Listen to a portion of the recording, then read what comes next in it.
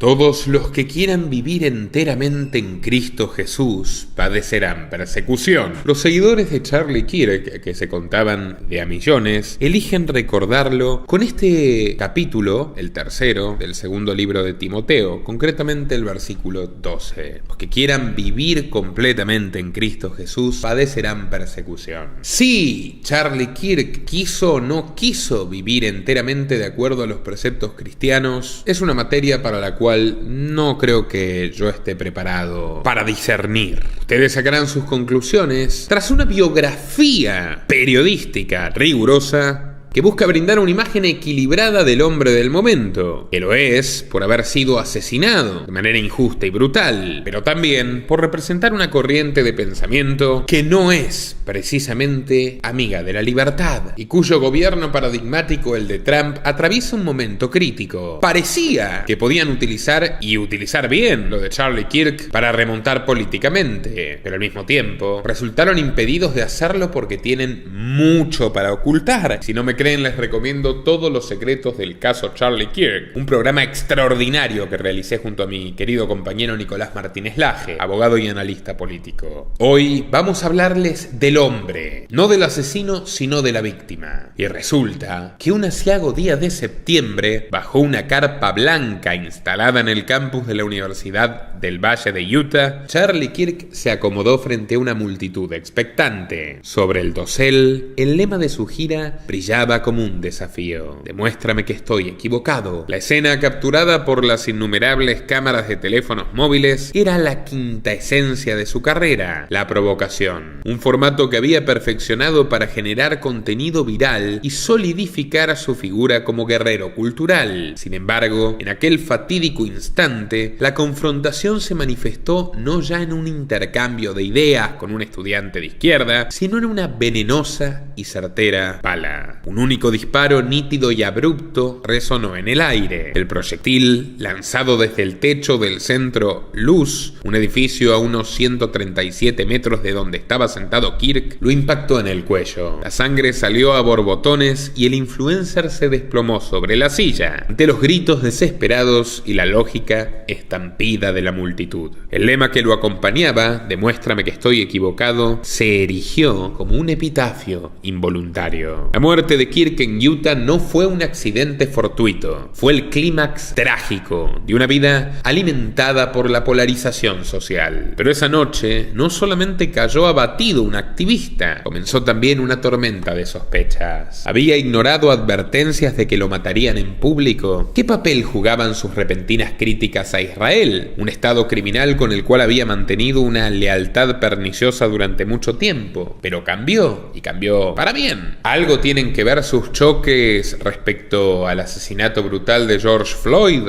Algo tiene que ver su papel en el 6 de enero y los disturbios del Capitolio cuando Trump perdió las elecciones contra Biden. ¿Fue esto obra de un joven radical? ¿Fue esto un ajuste de cuentas interno? ¿O esto es, como todo indica, un mensaje enviado desde el extranjero y al mismo tiempo desde la élite israelita que maneja los Estados Unidos? Hoy, amigos, vamos a exprimir a fondo estas incógnitas. Este no es solo el relato de la vida y de la muerte de Charlie Kirk, es la crónica de cómo se convirtió en un mártir político y de cómo su final abrió la puerta a un misterio todavía más inquietante. ¿Quién quiso silenciarlo y por qué? ¡Comenzamos!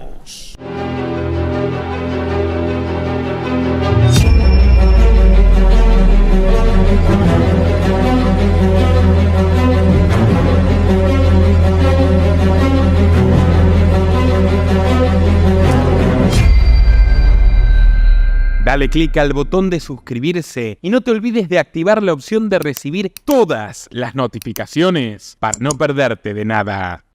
Amigos, su aporte en patreon.com/Nicolás Moraz permite que hagamos estas cosas. Así que les ruego que contribuyan desde tan solo $3 mensuales o bien a través de la opción unirse o superchat para poder seguir cumpliendo nuestro deber, que es al mismo tiempo mi sueño, dar lo que el resto de los medios callan. Charles James Kirk nació el 14 de octubre de 1993 en la ciudad de Arlington Heights, Illinois, un prolijo suburbio de la bulliciosa Chicago, sembrado de jardines geométricos y banderas estadounidenses que flamean en los porches. Allí reinaba la calma del sueño americano, calles seguras, supermercados relucientes y vecinos amables que conversaban mientras regaban cada uno su patio en torno a los impuestos municipales o el último partido de los Bears. Pero en esa aparente normalidad, el joven Charlie crecería como un auténtico bicho raro, un muchacho flaco, desgarbado, de gestos nerviosos, que parecía caminar más rápido que el resto, como si tuviera prisa por llegar a un destino que otros ignoraban. Su padre, Robert W. Kirk, era arquitecto y solía volver a casa con olor a tinta fresca y planos enrollados bajo el brazo. Era un creador y un entusiasta. Su madre, en cambio, había trabajado en la bolsa mercantil de Chicago, gritándole precios de futuros a otros corredores. Fue una yuppie de los 80s. Luego, la mujer abandonó la selva bursátil para convertirse en consejera de salud mental, puesto que ella misma había sufrido graves trastornos por las jornadas de 12 y 14 horas diarias que emprendió en su juventud. Desde el consultorio improvisado en casa, recibía pacientes con ansiedad y traumas. Muchas veces, Charlie se asomaba a la puerta entreabierta y espiaba, lo que está muy mal, las terapias de estas personas, escuchando frases como "tienes que aprender a escuchar" o "la rabia mal gestionada se convierte en destrucción". Su mayor temor, sin embargo, era que algún día entrase allí un paciente loco que regara la casa de pólvora, que le pegara un tiro a su mamá. Menuda profecía.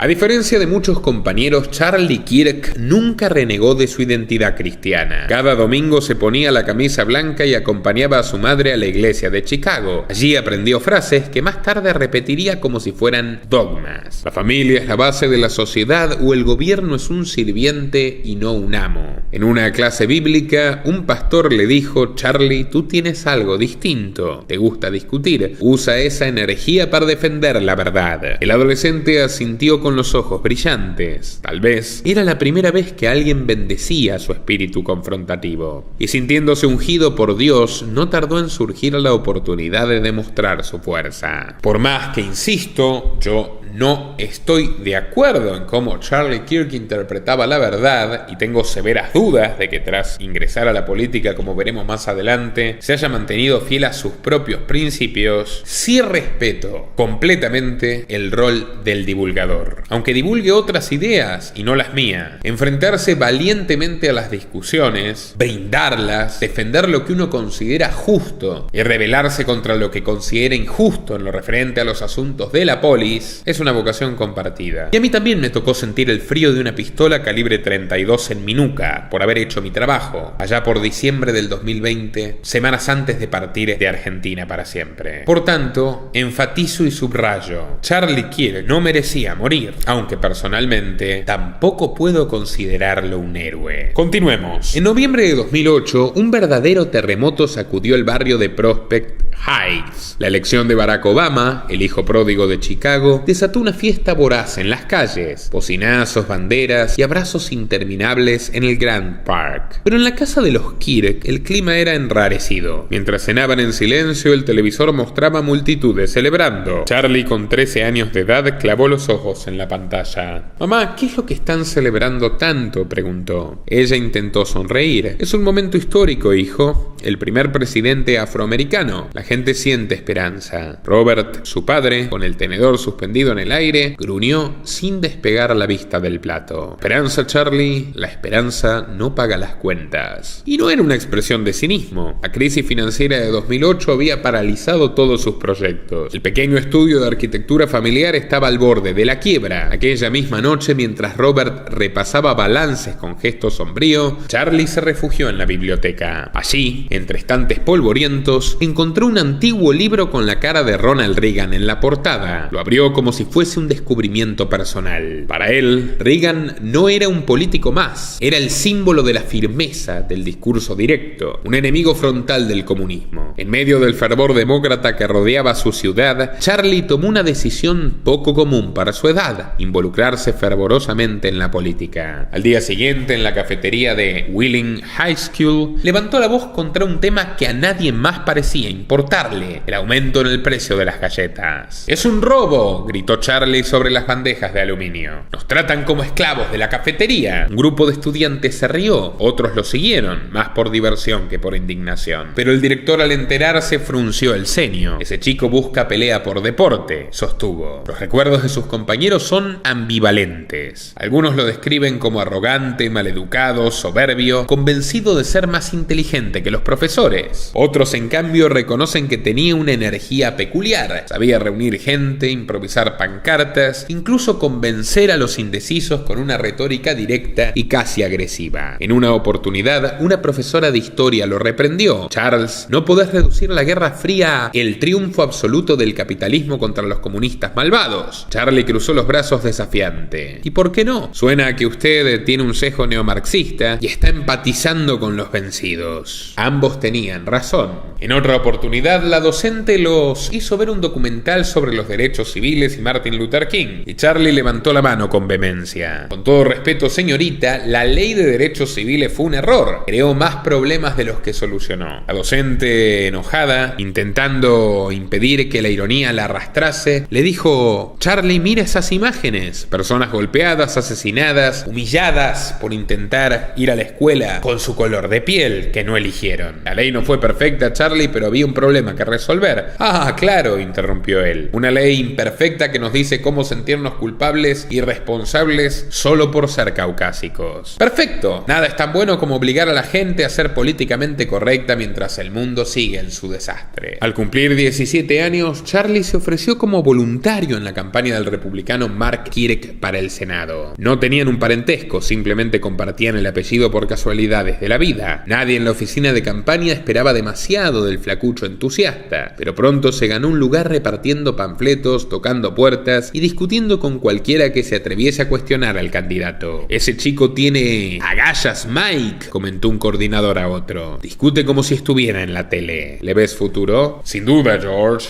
Efectivamente, Charlie Kirk no tardaría en llegar a la pantalla. En el año 2011, indignado por lo que consideraba propaganda progresista en los libros escolares de texto, escribió un ensayo para Breitbart News. El artículo lo catapultó a Fox Business, donde apareció frente a las cámaras por primera vez. En el set, con luces y maquillaje sobre su rostro adolescente, logró sentirse como pez en el agua. Y ese era su lugar. Buscar, confrontar, hacer ruido. Y tiene mérito. Para hacer tortilla hay que romper huevos. Las puertas no tardarían en abrirse. Para mayo del 2002, en la Universidad Benedictine, al oeste de Chicago, se celebró el Youth Government Day. Jóvenes estudiantes debatían en auditorios poco iluminados, mientras en los pasillos se amontonaban mesas con folletos patrióticos y tazas con el logo del Tea Party. El movimiento de los republicanos intentó refundar el partido para combatir a Obama y su estatismo. De todas formas, la inercia estatista terminó aplastándolos y ahora tenemos a Trump. Lo natural. Charlie, de apenas 18 años, había preparado un discurso breve sobre impuestos y gasto público. Lo pronunció con una ansiedad nerviosa propia de un adolescente, pero entre aplausos tibios, un hombre mayor lo observaba desde el fondo del salón. Comprendió que tenía carisma para su edad, que era articulado. Con un traje gris gastado se acercó despacio con andar firme. Charlie no podía creerlo. Era William Bill Montgomery, empresario veterano de 71 años y ferviente activista del Tea Party, que rememora la gesta, la revuelta por los impuestos del té. Por cierto, les recomiendo nuestro documental sobre los orígenes secretos de Estados Unidos, que es una bomba. Los padres fundadores eran toda una manga de esclavistas traficantes perversos, excepto uno al que le hicieron la vida imposible. Y todo lo que hemos visto de corrupción y perversión en los gobiernos de Obama, de Biden, de Clinton, de Bush y de Trump, por ejemplo, todo eso se lo puede ver en Jefferson, en Washington, en los Adams, en Monroe, en el propio Franklin, todo salvo Thomas Paine, que por cierto era un héroe y lo tratamos como tal. Muy recomendado nuestro documental para quienes quieran aprender sobre historia y quienes realmente amen la libertad y la propiedad privada, como es mi caso. Muchacho, dijo Montgomery, ¿cuántos años tienes? 18, contestó Kirk. 18 y ya hablas como todo un congresista. Dime, Charlie, ¿piensas ir a la universidad? Charlie asintió dubitativo. Sí, señor, al Harper College. Al menos por ahora. Padres quieren que... Olvídate de eso. El viejo lo interrumpió con un gesto tajante. La universidad es una trampa. Es un campo minado de marxistas. No pierdas tu tiempo ni el dinero de tus padres. El país necesita soldados, no burócratas. Dedícate a la política ya. Ese consejo, mitad orden, mitad profecía, cambiaría el destino de Charlie para siempre. En casa, la noticia cayó como un baldazo vaso de agua fría. Sobre todo su mamá no podía creerlo. ¿Qué quieres decir con que vas a dejar la universidad, hijo?, preguntó con la voz temblorosa. Charlie respondió fríamente: Ma, no necesito un título para cambiar el país. Reagan tampoco lo tuvo. Robert lo miró distraído, con los planos de su estudio arrumbados sobre la mesa. ¿Y qué vas a hacer entonces? El joven sonrió desafiante y dijo: A leader, un líder. Voy a ser un líder. Aquel mismo año, Montgomery y Charlie fundaron Turning Point USA en un pequeño local suburbano con un puñado de jóvenes muy fervorosos, una impresora láser y un sueño desmesurado. La escena era realmente humilde. Nuestro trabajo, dijo Charlie en la primera reunión, será ir a los campus puerta a puerta y abrir los ojos de los estudiantes. Aula tras aula, mostraremos que el gobierno es el problema y no la solución. En aquel momento, el Partido Republicano tenía ganas de reducir el tamaño del Estado declarativamente, aunque en la práctica no lo hacían. Bueno, ahora en el caso de Trump no es ya ni siquiera declarativo. Quieren aumentar el tamaño y jódete. Y además de eso, restringir el comercio mundial. Pero bueno, aquella modestia inicial duraría poco. Pronto, el proyecto atrajo apoyos interesantes. Filántropos republicanos, tan éticos como los demócratas, Soros y compañía, comenzaron a donar sumas significativas. Bruce Rauner, entonces gobernador de Illinois, aportó decenas de miles de dólares a través de su fundación, y la gran consagración le llegó en la Convención Nacional Republicana del año 2012, cuando Charlie logró reunirse con el multimillonario Foster Friess. La escena parecía sacada de un guión: un adolescente con traje barato convenciendo a un magnate canoso en un salón repleto de políticos curtidos. Friess, fascinado por la audacia del muchacho, decidió financiarlo, y lo hizo generosamente. En cuestión de meses, Charlie era ya un fenómeno digital, equiparable a Ben Shapiro o a Steven Crowder, solo que mucho más joven. Pero el éxito no estaba en las ideas, bastante rudimentarias y panfletarias, hay que decirlo. Hasta un Agustín Laje está intelectualmente más articulado y más ordenado de lo que estaba Charlie Kirk, sino que el éxito residía en su método. Porque sí, en la política del siglo XXI, nada mejor que un buen clip viral de 45 segundos. Así nació su fórmula mágica: una mesa plegable, un cartel con la frase "demuéstrame que estoy equivocado" y una gira por campus llenos de universitarios de izquierda con ganas de llevarle la contra. Bastaba con provocar a un estudiante despistado, dejarlo titubear frente a la cámara, para tener un gran video de TikTok o de YouTube con un título explosivo: Joven Woke destrozado por argumentos de Charlie Kirk. Kirk destroys student, Rex liberal professor. Y no vamos a negarlo, fue un gran genio del reality show, siempre con nuevos episodios, nuevos adversarios y el mismo final feliz para él. En 2016 fue invitado a la Convención Nacional Republicana presentándose como el niño prodigio del conservadurismo. Trump lo acogió como un protegido, como un sobrino travieso al que se le perdona todo porque sabe entretener a la multitud. Y además, llegar a los jóvenes era todo un desafío para los republicanos. Bush y McCain no tuvieron mucha suerte, Romney mejoró un poco los resultados pero era mediocre, y Trump tuvo un auténtico éxito, por lo menos entre los jóvenes varones, aducido a figuras como Charlie Kirk. Pero claro, a partir de que los republicanos tomaron el poder, comenzaron a llegar los tesoros robados al pueblo. Y así fue como se fue achicando el discursito del gobierno limitado y de achicar el gasto tan necesario, y fue creciendo el fervor religioso impostado. Entre 2016 y 2021, el salario de Charlie Kirk pasó de $27,000 a más de $400,000 anuales. Y para colmo, refregaba ante todos su salariazo por su condición de outsider sin título universitario. Dejé la universidad y aún así estoy ganando más que cualquiera que tenga un título colgado en la pared, decía Charlie Kirk. Y por supuesto que tiene razón. Solo que lo interesante sería que el dinero derivara directamente de donaciones y no de fondos gubernamentales, como por ejemplo el estado de Illinois. En 2016, Kirk lanzó una de las iniciativas más incendiarias de Turning Point USA, Professor Watchlist, una lista negra online para exponer a docentes acusados de difundir propaganda izquierdista o de discriminar a estudiantes conservadores. En los hechos, aquello se convirtió en una auténtica casa de brujas, una tribuna digital donde bastaba un tuit, un artículo académico o una simple declaración incómoda para ser señalado. Muchos de los profesores que aparecían en la página comenzaron a sufrir un acoso implacable. A menudo eran auténticos tiranos en las aulas, así que tampoco los estoy defendiendo. Pero la cosa se fue poniendo densa cuando proliferaron insultos, volantes pegados en las puertas de las casas e incluso amenazas directas. En algunos casos hasta se filtraban sus teléfonos y domicilios particulares y los dejaban a merced de turbas anónimas. El episodio más oscuro fue el del profesor David Boyles. Dos militantes de Turning Point, Calent Almeida y Braden Ellis, terminaron declarándose culpables de planear un ataque violento contra él. Primero lo hostigaron en público con preguntas sobre su sexualidad personal, pues lo siguieron hasta su casa y allí, señores, le robaron. Sí, lo desvalijaron. Parecían realmente los tupamaros reconvertidos del movimiento de Mujica. Pero el estilo de Kirk sería muy útil cuando llegó la sopa china y con eso el dramatismo de todos los políticos demócratas que querían encerrar a todo Estados Unidos por la fuerza, saboteando un gobierno de Trump que en términos económicos venía un poco mejor de lo que estamos ahora. En abril de 2020, Kirk instó a los miembros de Students for Trump a iniciar una rebelión pacífica contra los gobernadores, en lo que refería a la cuestión de los lockdowns, de las cuarentenas. Y me parece bien. Eso incluyó caravanas, buses llenos de simpatizantes y un desaforado grito de libertad en plazas y avenidas. Lo que nuevamente no tiene nada de censurable, pero podrían haberse preguntado, por ejemplo, por qué su jefe Trump no echaba a Anthony Fauci, o se aliaba a Gavi, la alianza mundial de vacunas de Bill Gates, a través de la invitación de Boris Johnson, por cierto, o repartía billones de dólares de subsidios a las farmacéuticas sin ética ni transparencia alguna. A final de aquel año, Kirk no se tomó nada bien la derrota de Donald contra Biden. En aquellas elecciones envenenadas, la voz de Charlie sonó como un tambor de guerra en podcast y en redes sociales. Este no es un momento cualquiera, proclamaba frente a un auditorio repleto de jóvenes con gorras rojas. Es la hora de defender nuestra república. Turning Point USA financió decenas de autobuses para trasladar simpatizantes de Trump desde distintos estados hasta Washington, D.C. La madrugada del 6 de enero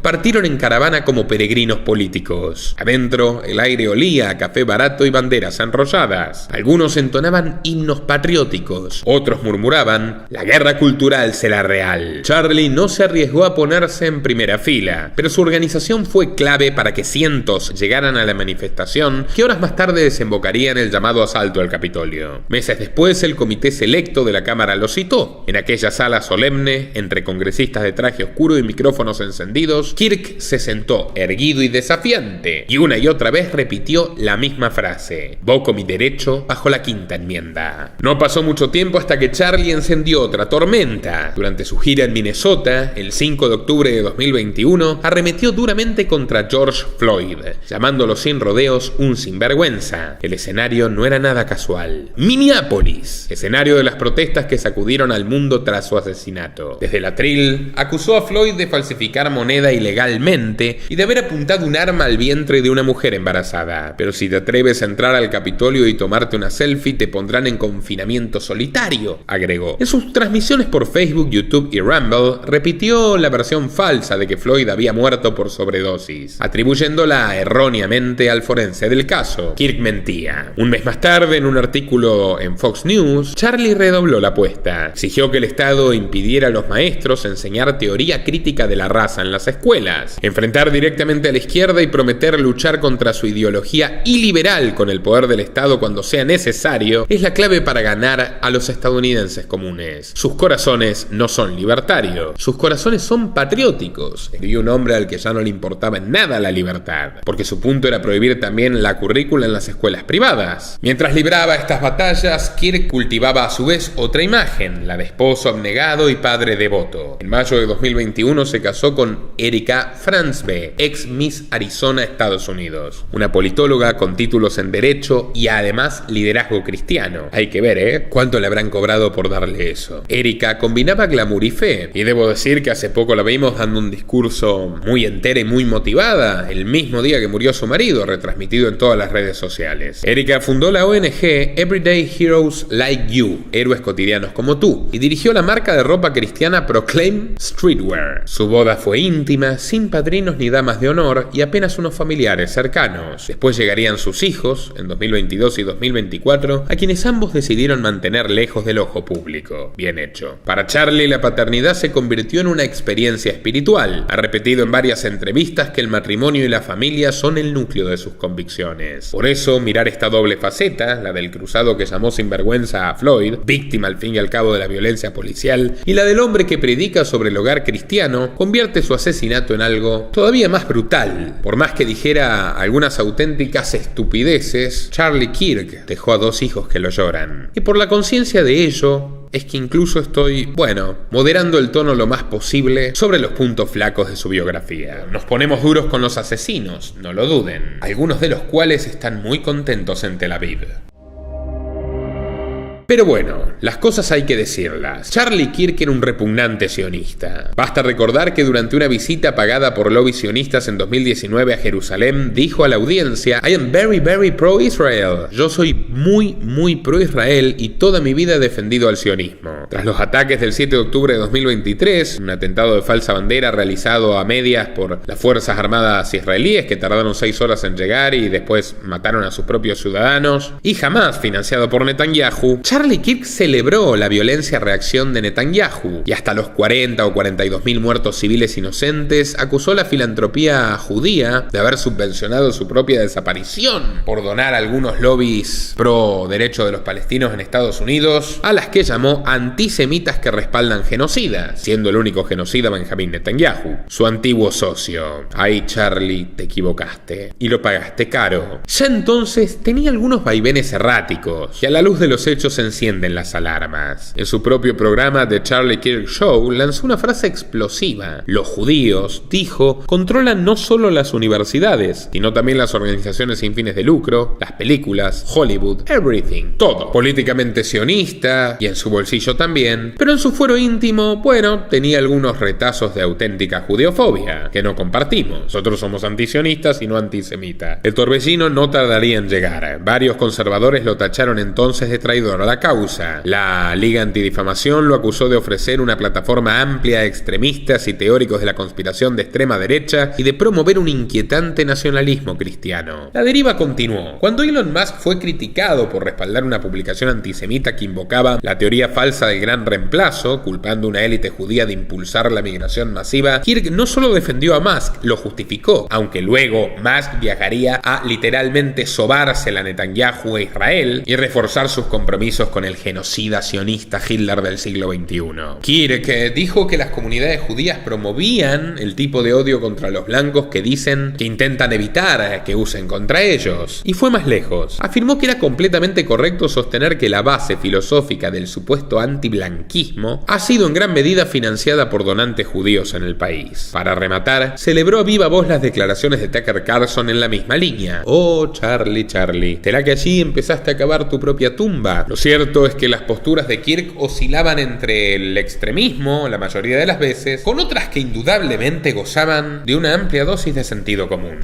En un evento en Salt Lake City, por ejemplo, Kirk afirmó que el costo de algunas muertes por armas de fuego era un precio racional y prudente que valía la pena pagar para preservar la Segunda Enmienda y los otros derechos otorgados por Dios. Es pésimo el argumento, es pésimo. Es absolutamente pésimo. Si no hay libertad de armas, no se evitan las muertes violentas, porque las armas quedan concentradas por parte de los criminales violentos, del Estado y de la mafia común. Realmente es horroroso el nivel argumental de Charlie Kirk, siendo yo un defensor irrestricto del derecho a las armas. Por lo menos en esa materia hay que marcarle un -5. Recomiendo nuestro documental, por cierto, respecto al sagrado derecho a las armas, que por cierto explica que las armas salvan vidas y que el punto es quién las usa y cómo, y el marco social, no legal, social. Hoy los zurdos citan con cinismo esta desafortunada frase de Charlie Kirk para burlarse de manera miserable y repugnante de su cobarde asesinato. Mismos zurditos que presumen empatía como si el problema fuera la libre portación de armas y no la podredumbre social infinita de Estados Unidos, empezando por la de ellos, hipócritas inquisidores quemadores de libros y brujas. Pero otras posturas de Charlie, en cambio, resultan totalmente indefendibles para cualquier liberal. La de las armas estaba mal argumentada, pero era sin duda correcta. Ahora, Charlie Kirk llegó a sostener que no existe una verdadera separación entre la Iglesia y el Estado y no debe existir, que la civilización occidental es lo mejor que la humanidad ha producido, precisamente por su base cristiana y que ese cristianismo tiene que practicarse políticamente. En otras palabras, eso es un postulado teocrático. No es diferente a la Sharia de Irán o de Arabia Saudita. También abrazó sin tapujos la pseudo teoría del gran reemplazo, insistiendo que las políticas migratorias que permiten a la gente mudarse de un lado a otro, que es lo que hizo la humanidad durante toda su historia, buscan disminuir y reducir la demografía blanca de Estados Unidos, lo cual es meridianamente falso. Sus provocaciones llegaron todavía más lejos. Declaró que la Ley de Derechos Civiles de 1964 había sido un error enorme, que odiaba la palabra empatía porque era un invento, y que incluso si su propia hija de 9 años fuera violada, él la obligaría a tener su bebé. Eso sí, de tanto en tanto, el reaccionario nos sorprendió con cierta astucia para la sátira, como por ejemplo la protesta universitaria, donde miembros de su organización se disfrazaron con pañales blancos y chupetes de plástico, parodiando los espacios seguros que proclamaban los estudiantes progres, unos bebés llorones de 20 y 22 años de edad. Con Students for Trump, Kirk se volvió un operador clave en la reelección de 2024. Era la mezcla perfecta, un líder septuagenario y su joven paladín, el influencer que sabía cómo hablarle a la generación Z en el único lenguaje de esta era, el algorítmico.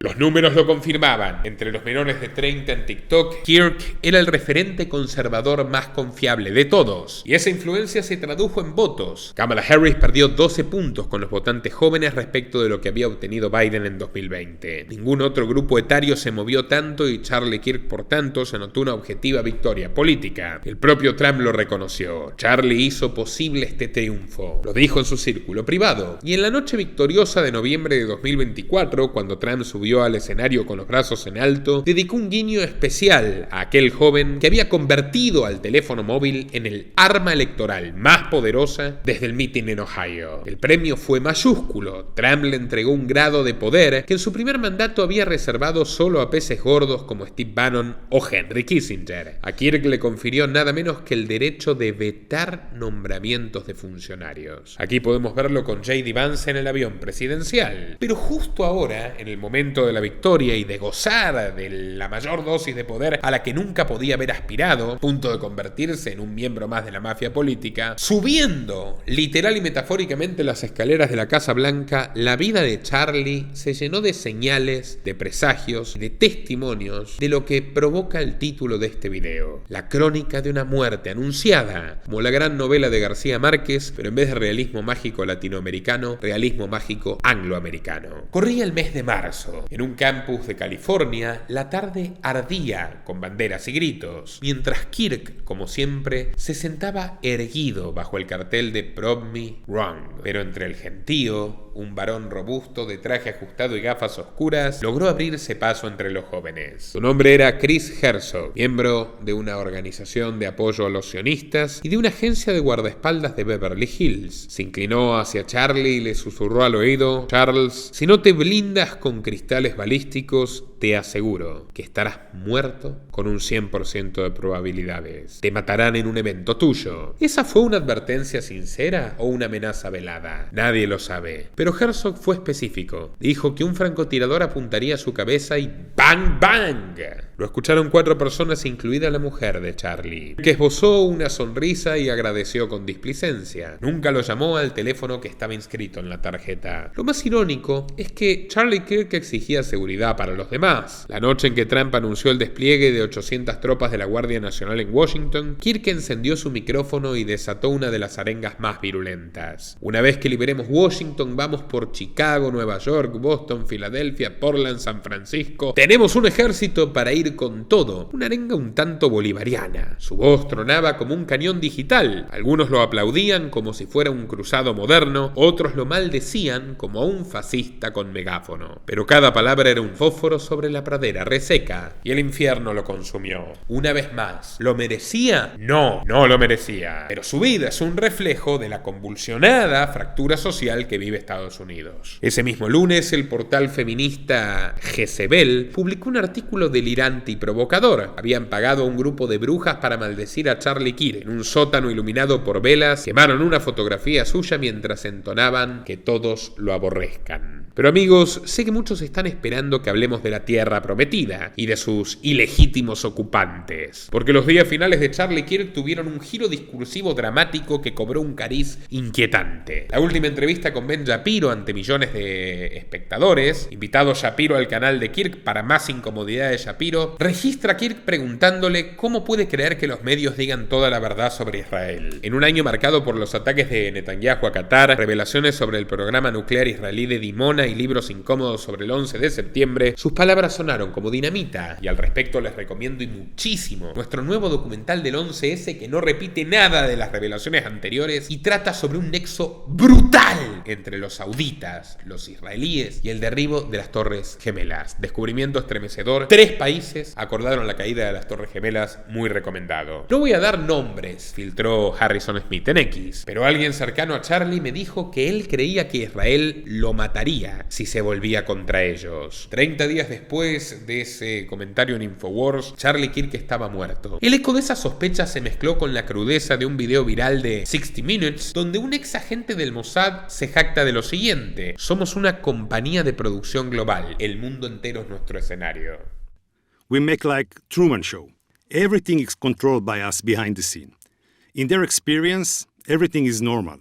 Everything was 100% kosher, including businessmen, marketing, engineers, showroom, everything. Ya escucharon ustedes mismos a los guionistas de la película. Shapiro sin titubear pareció heredar el púlpito digital de su colega caído. Hay que agarrar ese micrófono sangriento donde Charlie lo dejó, dijo, siendo un agente sionista en activo, a diferencia de Charlie, que era un desertor y lo pagó caro. ¿Dónde quedó el micrófono? Pues en aquellas nuevas críticas, tibias pero alarmantes, contra el Estado de Israel. El mismo miércoles rojo, el primer ministro israelí Benjamín Netanyahu, que había invitado a Kirk a Israel a ver con sus ojos las cosas, de manera un tanto mafiosa 14 días antes, describió a Charlie como un amante incondicional del país y reveló que hace 2 semanas lo había invitado. Él luchó contra las mentiras y defendió con valentía la civilización judeo-cristiana, su inmenso orgullo por Estados Unidos y su firme convicción en la libre expresión, dijo el censor Netanyahu, dejarán una huella imborrable. Netanyahu mató más periodistas en los últimos 2 años de los que murieron en las 2 guerras mundiales y Vietnam sumadas. La muerte de Charlie Kirk en un campus universitario, el mismo tipo de lugar que fue campo de batalla decisivo de su carrera, es una trágica ironía. Aquel 10 de septiembre, convenientemente antes del 11, justo para el aniversario y para tapar lo que les contamos en este documental, aquel 10 de septiembre la noticia corrió como un relámpago. Paros en Utah Valley University, el conferencista Charlie Kirk ha sido abatido. El murmullo inicial se transformó en griterío, cámaras de celulares temblaban, los estudiantes huían entre bancas volcadas, mientras el eco de los disparos aún flotaba en los pasillos. Donald Trump no tardaría en reaccionar, lo llamó mártir de la verdad y la libertad y ordenó que las banderas flamearan a media asta. Del otro lado, voces de la izquierda celebraban su caída, atribuyéndola a la retórica de odio y a la violencia política que él mismo había sembrado. El nombre del tirador, Tyler Robinson, de 22 años de edad, se volvió tendencia apenas horas después. Su propio padre lo había entregado a las autoridades. Para la derecha, Robinson fue de inmediato señalado como terrorista de izquierda, aunque su familia era republicana y él un votante no partidario registrado. La izquierda, en cambio, difundió la fake news de que era un trampista armado y violento. Ambas partes mentían. Para variar, les recomiendo Los terribles secretos del caso Charlie Kirk, informe revelador, junto a Nicolás Martínez Laje para ahondar en el tema. Aquí nos acercamos a contestar la incógnita que flota en el aire. ¿Quién mató realmente a Charlie Kirk? El gobernador de Utah, Spencer Cox, compareció al día siguiente del tiroteo. Estamos detectando actividad inusual de bots rusos y chinos, se atrevió a decir. Ahora te la van a colar con que lo mató Putin. ¡Vamos! Les recomiendo mucho este video, amigos, véanlo, compartan en todas sus redes y grupos, y si quieren que sigamos informando con esta rigurosidad, depende de ustedes. Bienvenido su apoyo a través de Superchat, de la opción unirse a YouTube, Bitcoin y especialmente patreon.com/Nicolás Moraz, donde desde tan solo $3 mensuales tienen recompensas exclusivas para mecenas. Hasta la próxima.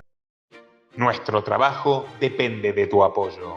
Para que siga siendo posible, realiza tu aporte desde tan solo $3 por mes a través de Patreon, en los enlaces que figuran en la descripción o en el comentario fijado.